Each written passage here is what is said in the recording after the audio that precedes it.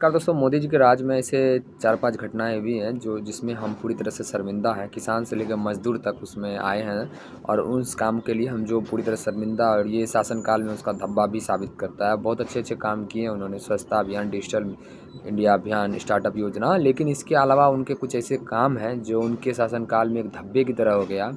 उनके ज़िंदगी से जाने के बाद ये धब्बा उन पे हमेशा रहेगा, क्योंकि देखिए ऐसे तो संसद मंत्रिमंडल चलता है, सिर्फ सबकी मदद से चलता है। उसमें 545 सांसद होते हैं, राज्यसभा सांसद होते हैं, लेकिन जो सबसे ज़्यादा इंपॉर्टेंट होता है वो प्राइम मिनिस्टर होता है। तो प्राइम मिनिस्टर पे सारा जिम्मेदारी रहता है।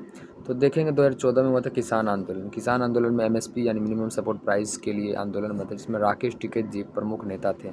2022 में अग्निपथ योजना हुआ था, जिसमें हम जानते हैं कि उससे पहले 2014 में किसान आंदोलन में बहुत सारे किसान रोड पर आए थे।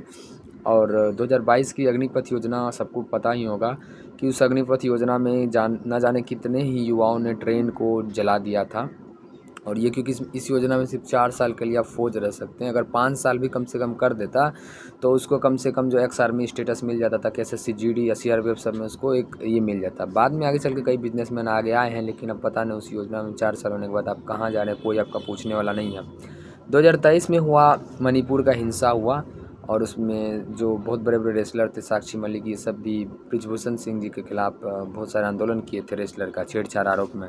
2025 में नीट का और बीपीएससी का पेपर जो लीक हुआ था, बीपीएससी का पेपर जो 2024-25 के करीब हुआ था, जिसमें खान सर नेतृत्व कर रहे थे, गुलाम रहमान सर नेतृत्व कर रहे थे। उस समय भी देखिए बिहार में हुआ था ये चीज़, लेकिन उस समय नरेंद्र मोदी जी और नीतीश कुमार जी की पार्टी बिल्कुल मिली हुई है, तो उसमें नरेंद्र मोदी जी को ही काउंट किया जाएगा, जिसमें बहुत पानी-तानी फेंका गया था बीपीएससी अभ्यर्थियों के बीच, इतने सारे विद्यार्थी रोड पर आए थे।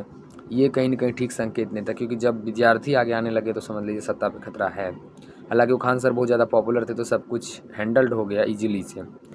और उसके बाद फिर अभी जो रिसेंट में हुआ 2025 में एसएससी प्रोटेस्ट, जिसमें इतने सारे टीचर्स को, नामी-गिरामी टीचर्स को इस तरह से बिहेव किया गया, ये कहीं न कहीं हमारे सिस्टम्स के लिए ख़राब है। तो ये जो 5 चीज़ें हुई है, 2014 में किसान आंदोलन, 2022 में अग्निपथ योजना, 2025 में नीट बीपीएससी पेपर लीक, 2023 में मणिपुर हिंसा और 2025 में फिर एसएससी प्रोटेस्ट, ये मोदी जी के शासनकाल में एक दाग और धब्बे की तरह रहेगा। ये हमेशा उसके शासनकाल में दाग और धब्बे की तरह रहेगा, क्योंकि कोई भी राजा अगर मनमानी करेगा, सही ढंग से डिसीजन नहीं लेगा, तो उस पे दाग लगेगा।